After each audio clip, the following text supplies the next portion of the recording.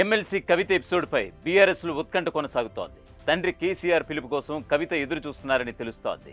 ఆమె లేఖ లీక్ వ్యవహారం జరిగి 10 రోజులు దాటినా కేసీఆర్ ఇంతవరకు కవితను పిలిచి మాట్లాడలేదు సరికదా, కనీసం సమయం కూడా ఇవ్వలేదు. పార్టీలో అంతర్గత అంశాలు, దేవుడి పక్కన దెయ్యాలు, స్వయాన అన్న కేటీఆర్పై కవిత తీవ్ర వ్యాఖ్యలు చేసిన విషయం తెలిసిందే. దీంతో తండ్రి కేసీఆర్ కుమార్తె కవితపై చాలా సీరియస్గా ఉన్నారని తెలుస్తోంది. మరొక వైపు కవిత కార్యక్రమాలకు బీఆర్ఎస్ లీడర్లు, కేడర్ దూరంగా ఉన్నారు. జాగృతి ఆధ్వర్యంలోనే కవిత తన కార్యక్రమాలు నిర్వహిస్తూ వస్తున్నారు. కేసీఆరే తన నాయకుడు అంటున్నప్పటికీ బీఆర్ఎస్ కార్యకర్తలు కవిత కార్యక్రమాలకు దూరంగా ఉంటున్నారు. కవిత లేఖ వ్యవహారం తర్వాత బీఆర్ఎస్ కేడర్ అయోమయంలో పడిపోయింది.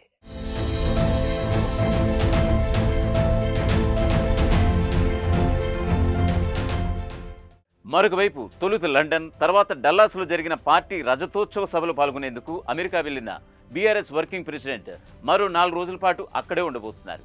ఈ నెల 10న అమెరికా నుంచి కేటీఆర్ హైదరాబాద్ వచ్చే అవకాశం ఉంది. మరొక వైపు కేసీఆర్ 11న కాళేశ్వరం కమిషన్ విచారణకు హాజరవుతారు. దీంతో 10న హైదరాబాద్కు వచ్చేలా కేటీఆర్ ప్రణాళికలు చేసుకున్నారని సమాచారం.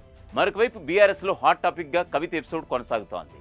అన్న కేటీఆర్ అమెరికాలో ఉండగా కవిత తీవ్ర విమర్శలు చేసిన విషయం తెలిసిందే. దీంతో కవిత చేసిన కామెంట్స్పై కేటీఆర్ స్పందిస్తారా లేదా అనే దానిపై బీఆర్ఎస్లో జోరుగా చర్చ అయితే కొనసాగుతోంది.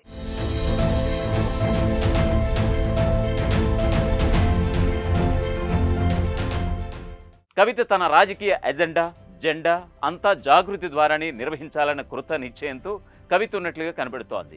తండ్రి నుంచి పిలుపు వచ్చినా రాకున్నా తన పని తాను జాగృతి ద్వారా చేసుకుపోవాలని కవిత డిసైడ్ అయిపోయారట.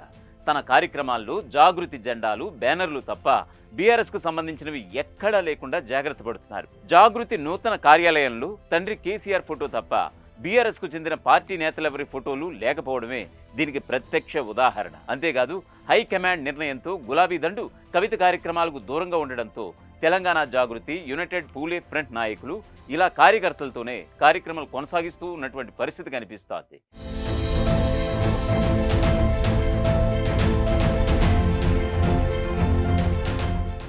ఇందిరా పార్క్ వద్ద నిర్వహించిన ధర్నాకు బీఆర్ఎస్ పార్టీ నేతలు, కార్యకర్తలెవరూ హాజరు కాకపోయినా కార్యక్రమాన్ని విజయవంతం చేసుకోగలిగామని జాగృతి నేతలు ధీమాగా చెప్తున్నారు. దీన్ని బట్టి చూస్తే బీఆర్ఎస్లో స్పష్టమైన విభజన వచ్చినట్లుగా కనిపిస్తోంది. కవిత సాంకేతికంగా గులాబీ పార్టీలో కొనసాగుతున్న వ్యవహారాలు మాత్రం ఎవరికి వారే యమునా తీరే అన్న రీతిలో నడుస్తున్నాయి. ఏదైనా ఒక కీలక పరిణామం జరిగే వరకు బీఆర్ఎస్లో పరిస్థితి ఇదే రీతిలో ఉండే అవకాశాలు చాలా స్పష్టంగా కనిపిస్తున్నాయి.